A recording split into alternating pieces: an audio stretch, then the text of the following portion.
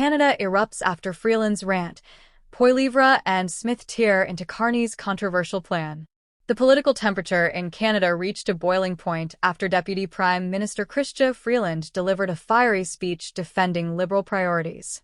Her impassioned remarks triggered backlash not only from the Conservative bench, but from Canadians frustrated with the federal government's lack of tangible progress on key issues. What followed was a withering response from both opposition leader Pierre Poilievre and Alberta Premier Danielle Smith, who took direct aim at Prime Minister Mark Carney's leadership style, accusing him of delay tactics disguised as diplomacy. At the center of the controversy is Carney's emphasis on consensus as a precondition for moving forward on major national projects. While it may sound cooperative and democratic, critics like Poilievre say it's code for bureaucratic gridlock. In the House of Commons, Poilievre criticized Carney for presenting bold ambitions without offering a realistic path to execution. According to him, waiting for total agreement among stakeholders is a recipe for permanent paralysis, a way to pretend to lead while avoiding the hard decisions. Danielle Smith, never one to shy away from criticizing federal overreach, joined the chorus by skewering the media's favorable portrayal of Liberal housing proposals. In particular, she dismantled Trudeau and Carney's plan to address the housing crisis with modular housing units. While they claim these are quick, cost-effective solutions, Smith pointed out a deeper issue. These units are often leased, not owned, and built by corporations with close ties to major asset management firms like Brookfield. For Smith, it's a smokescreen that creates the illusion of homeownership while Canadians are left with long-term rental arrangements dressed up as solutions. Meanwhile, Freeland's earlier claims about Canada's economic strength have come back to haunt her. She has shifted tone, now conceding that homeownership may be out of reach for an entire generation.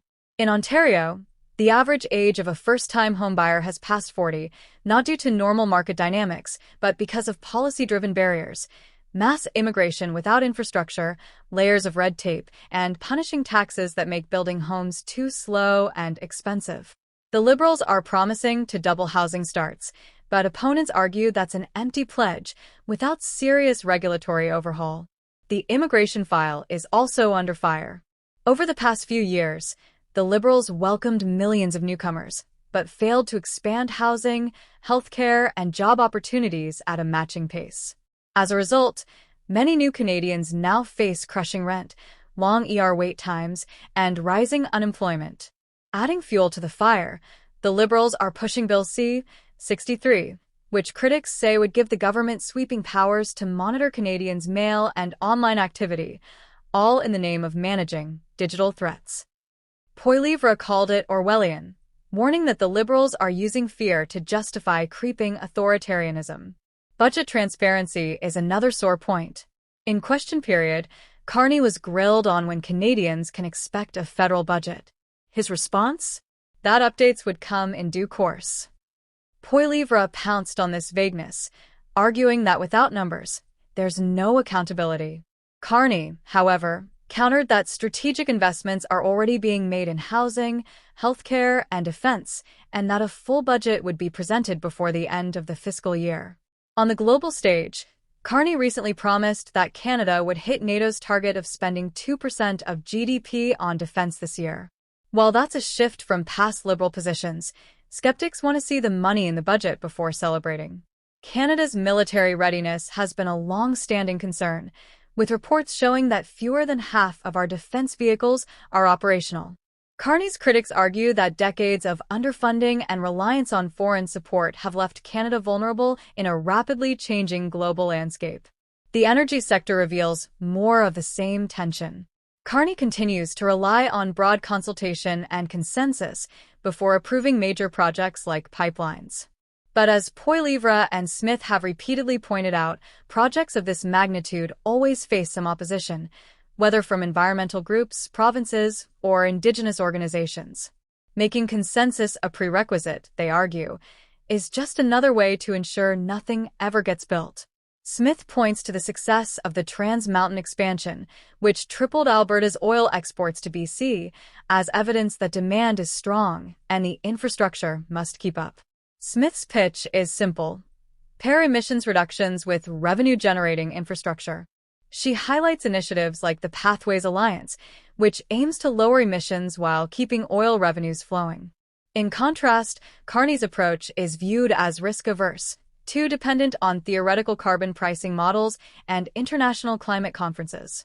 The Liberals say their plan balances growth and sustainability, but Smith and Poilievre argue it's all talk and no delivery, especially with Canada's oil companies paying record taxes and still being vilified. When it comes to public spending priorities, the opposition warns that Liberal mismanagement is bleeding the country dry. Poilievre notes that billions are being spent on consultants, international development, and bureaucratic expansion while basic infrastructure at home, roads, bridges, schools, lags behind. The frustration is echoed in regional premiers who feel federal dollars are going everywhere except where they're needed most. For Poilievre, the solution is to redirect wasteful spending toward practical, visible outcomes. Canada's sovereignty, especially in the Arctic, has become another flashpoint. With melting ice routes and rising geopolitical tensions, experts warn that Canada is being outpaced by rivals in asserting northern control. Arctic bases, patrol aircraft, and icebreakers have all been delayed or underfunded. The Conservatives argue that defending sovereignty means more than speeches at summits. It means real military presence and hard infrastructure in remote regions. Carney says defense is a priority, but until a clear budget is laid out, those words ring hollow for many. The conflict here isn't just political, it's philosophical. Carney believes in process, consultation, and measured progress. Poilievre champions speed, clarity, and decisive leadership.